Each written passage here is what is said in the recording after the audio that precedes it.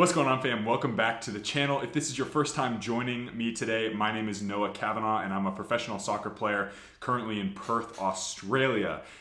Today is going to be a fantastic video for you guys. I've got the captain of the women's Perth Glory team here for an interview. I'm very excited. Her name is Tash Rigby, and I am just absolutely thrilled. I had a chance to coach her on the Freo women's team, which we'll dive into a little bit in the interview, and just super stoked to have her on. So that'll be awesome. A little bit of kind of nuts and bolts before we get into the interview. Make sure to go check the description box for this coming weekend is the 2,000 subscriber Zoom Q&A. I will be on live recording for everybody, answering all your guys' questions, hopefully being able to meet more of you. We had a fantastic one when I hit 1,000 a couple months ago, and now that we have broken 2,000 altogether, I'm very excited to talk to everybody. So that's it for sort of nuts and bolts, guys. Let's hop straight into the video. Super excited for it. Make sure you stay till the end, and I will see you guys in a bit.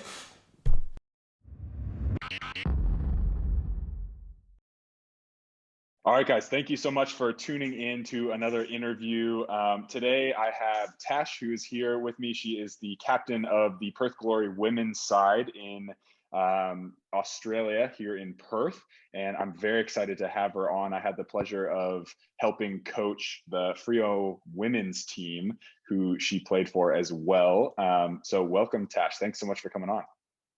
Yay, thank you so much for having me. Yeah, so I wanted to get kind of straight into it. So describe sort of your, I guess, current situation with playing, and then maybe go back and talk about sort of growing up in Australia with football and sort of how your career has progressed, what teams you've played for, et cetera, et cetera. Yeah, no problem. So I actually grew up in a little country town. So it's only got a population of about 6,000 people. It's called Margaret River, and it's the best place on earth. It's got the best wine and the best surf, and that's all you could ever want. So I grew up playing down there, and I started when I was about 10 years of age. And because it was such a small town, there was only a boys' competition at the time. And so I joined when I was 10, and I joined with two other girls, and we joined and absolutely fell in love with it. It wasn't like I was like super passionate about joining at the time. We just usually were running around at the beach in summer, and we needed something to do in winter. And so we're like, oh, let's try soccer. And then as soon as we started playing, we absolutely fell in love with it. So that's how it all began. And I started playing with them, and then probably it was about, I think, 4 or 5 years that I stayed on with the boys, and then we started in an all-girls team, which was awesome, and we were able to play the other country towns as well. It was a little bit of travel, but it was all super worth it. I was then lucky enough to go to something called Country Week, which is where all the kind of rural towns from all over the state come together in Perth, and they play against each other. And I went there and just had a ball, because it was essentially just like a week of sleepovers and soccers. So it was like the best thing ever. It was amazing. And so then there were scouts there. I didn't even realize at the time that it was possible to be ID'd there.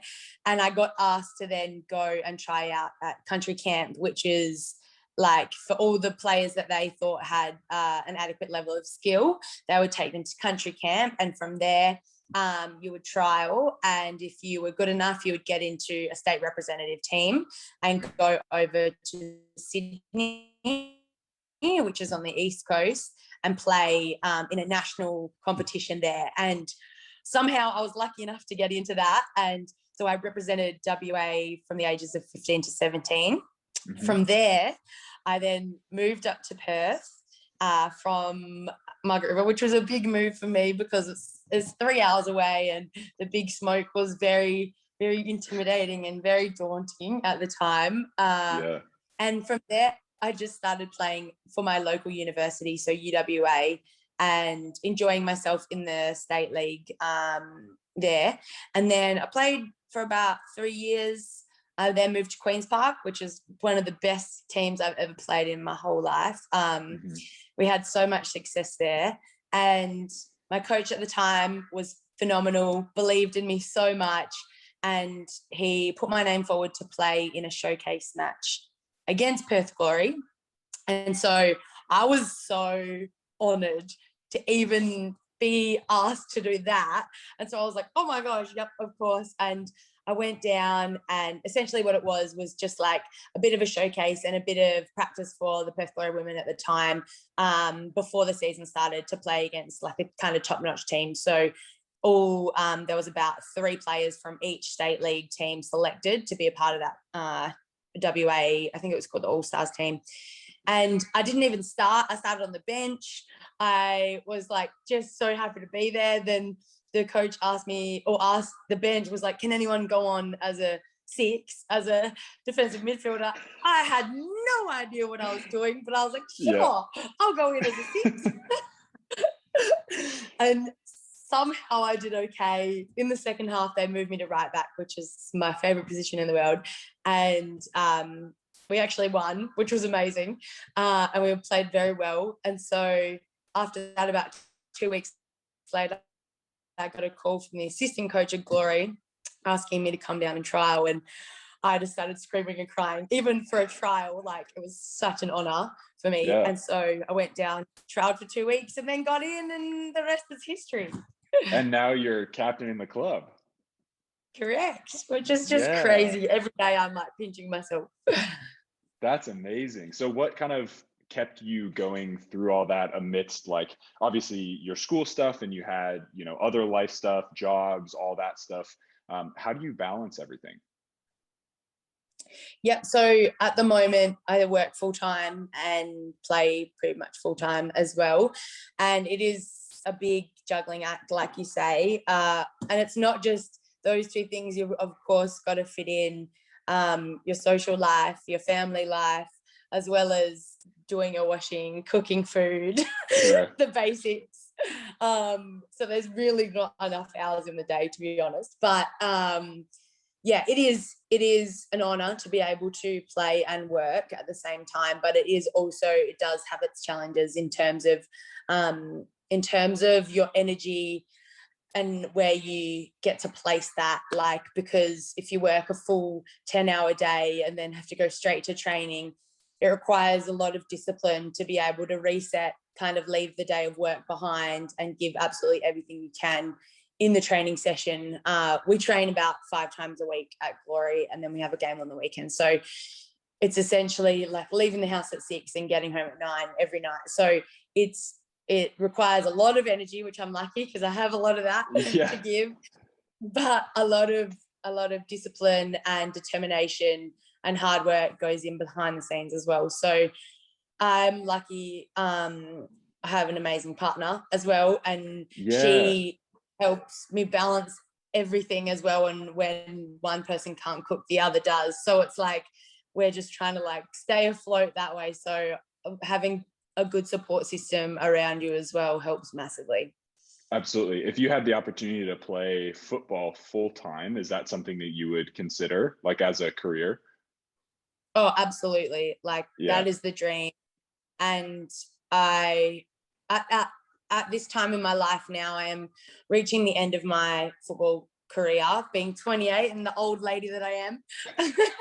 But at the moment, in this time in my life, I am actually quite focused on building my career. So I wouldn't leave that behind now. But if I could go back and I was given the opportunity to play full time, I would take it in an absolute heartbeat. It would be an amazing opportunity to be able to do that and to be able to be paid enough to support yourself without having to work. Because I think the W League in itself and the quality would improve tenfold if we were able to just dedicate our entire day to perfecting our craft and recovering correctly and getting the right amount of sleep and being able to focus all of our energies and motivation on that. I think you would see a massive lift in the quality of football and the product itself.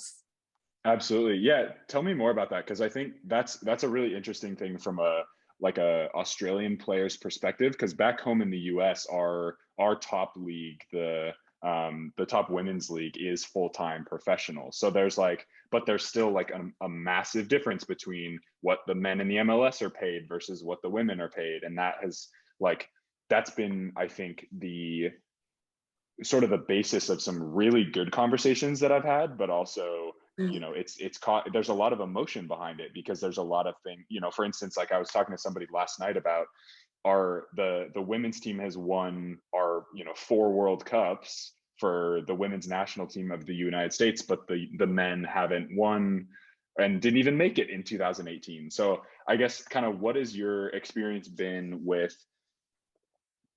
sort of fighting to play full time and still juggling that job stuff? Because I imagine that's, yeah, I mean, sort of how has that experience been for you and trying to fight for that? Yeah, no, that's a very good question. And we do and have had in the past a lot of the NWSL players, they come over as well. And those have been in the 5 years that I've been playing, we've had probably about 13, 14 different American players that have come over. And it's amazing to hear their story and to hear about the standards over there in comparison to over here as well. But like you say, even though the structure of the league over there is perceived as full-time, the wage isn't really meeting the standard of what it should be over there as well. So I think we have, and I think the amazing thing is, if you are a part of the national team, both in the States and in Australia, you, with your combined wage of your national team salary, your W League salary, and usually the national team players go and play in the States as well. So the combination of those 3 salaries together equals a full-time wage. And I think that's why we've seen the shift for a lot of our players. I'm not sure what it's like in the NWSL at the moment, but all of our national team players have now made the move to EPL, because they are offering an annual or biannual contract whereby you're committing to one club and they are paying you a salary that can keep you afloat full time without having to juggle those 3 different contracts. And it's amazing to see that that's where the EPL has kind of set the bar, and you've seen a lot of our players go over there and kind of take that opportunity, which is fantastic. So I think it's important to kind of look to these other leagues and learn from them and see what they're doing right and how they're treating their players, because the W League could learn a lot from them. Absolutely. And in doing so, players like I know you've played with Sam Kerr, and like, are those players, how do those players get identified to go to the EPL and some of these other leagues that are paying full time? Are they represented by agents, or are they sort of, are individual teams coming and scouting? How does that whole process work? And is it, because I think the bottom line for me is accessibility, right? Like, if more people are able to travel, they're able to build the leagues here in Australia, in England, in the United States, and in other places. And but obviously, if that's not accessible, it's only accessible for the top 0.01% of players, then it becomes kind of difficult. Exactly right. And I think you see like players that play for the national team and because of their status do have agents and do have advisors and representatives that are able to reach out on their behalf and kind of seek out opportunities. But it's not really standard protocol for many W League players, unless you are representing the country, to have an agent, because we're not dealing with those really massive amounts of money. And so, but that doesn't mean that we shouldn't have an agent that's able to advocate for us and able to go and find opportunities for you. Because I know a few of the girls that I've spoken to that have gone and played in places like Norway and in places like that, whereby they have their own league that they can go and join. Those players have reached out on their own merit. So they've taken it in their stride, and they obviously are able to go and have like financially supported in that and able to go and take those opportunities. But it's kind of like chicken and the egg scenario. Unless you are willing to really take that jump and put all your eggs in one basket and do it, which is amazing. And I encourage that, but it's unless you're willing to do that, you then have to kind of look after yourself and go to uni, find a job, and support yourself in other ways. So yeah, it's so hard. Like, I think what we need to really focus on is building the W League up to a standard whereby we are able to support ourselves better financially, because then you can kind of build your foundation and then look to move other places. Mm-hmm. Yeah, absolutely.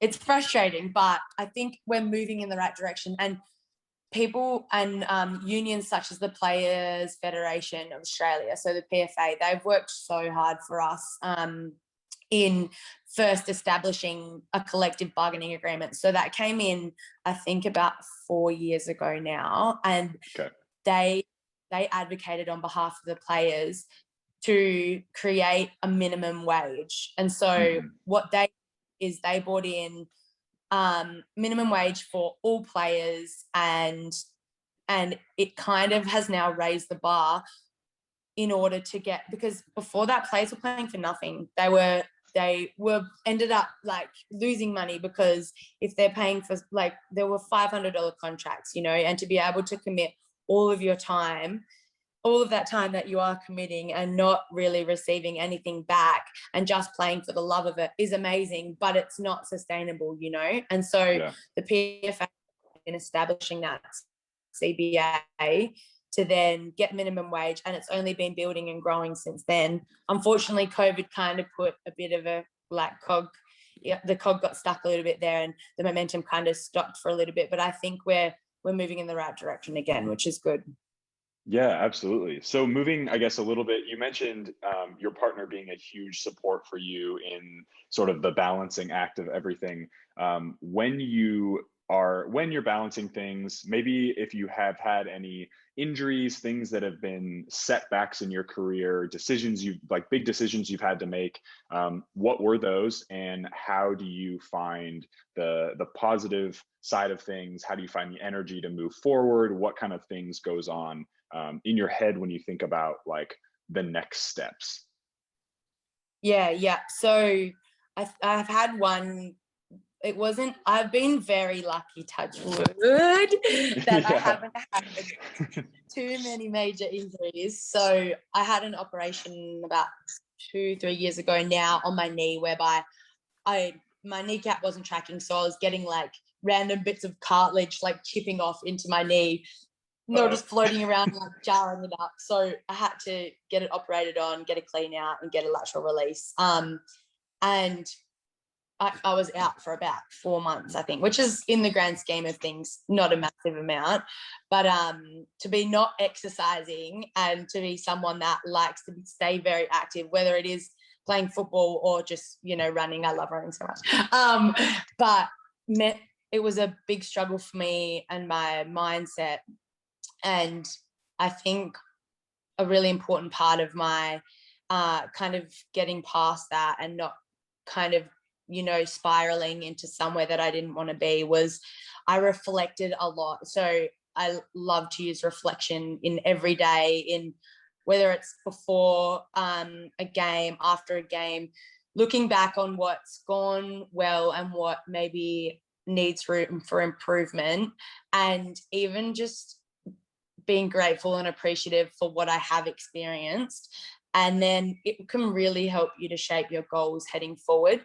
So I did a lot of that when I was doing my rehab, and I just tried to take it day by day. I think when you try and look too far in the future, when you are doing rehab or you are in a difficult place in your life, it can be really overwhelming and it can feel super daunting. So really cutting things back and really appreciating the small wins. So just like on the daily and setting like weekly goals and just achieving those. And it gives you that sense of like success as well, and that sense of achievement again. And so once you kind of start to build on that, then looking to like elongate those goals and make those bigger goals after that. So reflection and goal setting is like such a massive part of my life, and I really like to use that when I am going through a difficult time as well. So yeah, those are two tools that I use.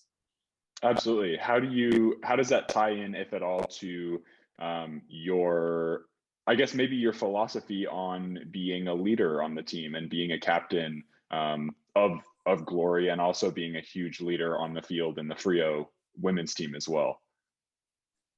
Yeah, so I think it's so funny because when I did get the captaincy at Glory, I was so shocked. I freaked out. The first thing that I thought when I was asked to be captain, I was like, I was so happy, like, because I love my girls and I really, really enjoy leadership, but I think it wasn't something that I'd considered. And so because it felt out of the blue to me, I just like had a huge freak out, and I was like asking everyone around me, like, oh my God, what do I need to do? Like, I've been a captain before, I know what it's like, but it's like, what do I need to do to be like the best captain I can be? Like, and I was like Googling like how to be a good captain, like just going crazy. And then every single person I spoke to, no doubt, just said like, the reason that you have been selected is for things that you are already doing and the things you are already modeling. So just hone in on those strengths and keep doing that. And it taught me the importance of knowing your strengths and really harnessing them. And I kind of looked at the reasons that I had been selected and why, and things like positivity and encouragement, like vulnerability, empathy, all of those values that I try to model day to day, and that do make quite a positive, good leader. And I just looked at those and really tried to build on those and utilize those to my advantage to be the best possible captain that I could be. And I think on top of that, it's also so important to understand where you might lack and where you might need help, and using people around you and like delegating that responsibility, because that not only takes the weight off your shoulders in terms of that responsibility to lead, but it also incentivizes them and gives them like a buy-in to the vision, and it helps really gel the collective together, because you have people buying in and people helping in their own way and utilizing their own strengths to create like this like beautiful like collective spirit. So I think, yeah, the biggest part of being a leader is like, for me, like knowing your strengths and harnessing them, as well as knowing others' strengths and utilizing them and harnessing them to be the best possible team that you can be. Absolutely. Yeah, those are awesome. I think those are applicable to other things in life too, right? Like you're talking about, building your career outside of football, and I'm sure those things are really important as well.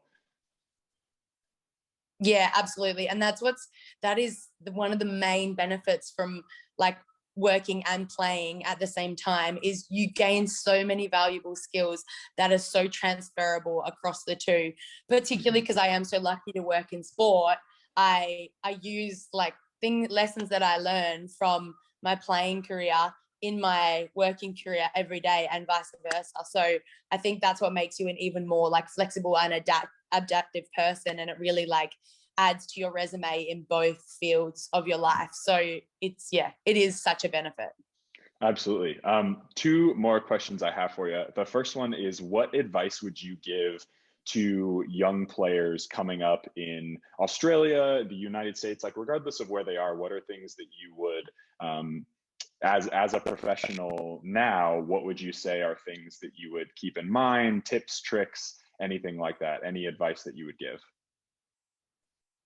Yeah, no, absolutely. So I think like the biggest one for me is attitude is everything, because I don't think that I would be where I am if I hadn't kept a positive mindset and a positive attitude. And I feel like you can have all, and I see this so much playing now, and have played because I have played with like so many different people from all over the world as well, and you come and meet so many amazing people across across football in Australia.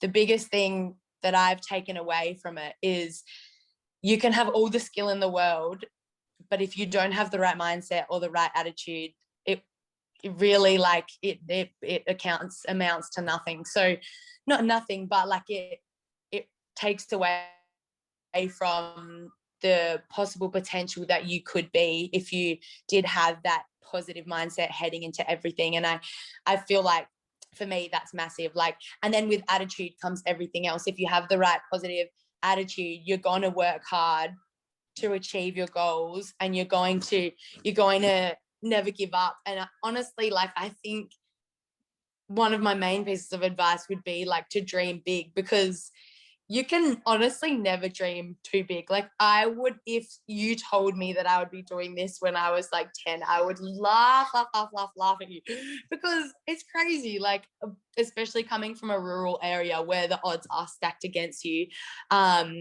I feel like just dream big and say yes, and go for every opportunity and take every opportunity with everything that you have, and pour yourself into it, because you never want to be asking yourself what if, like, what if I did do that? What if? You just want to give absolutely everything, and then if you've given everything and it doesn't work out, well, then you have no regrets. So those would be my two takeaways: like, have a positive attitude and dream big. Absolutely. And lastly, but definitely not least, why do you play soccer?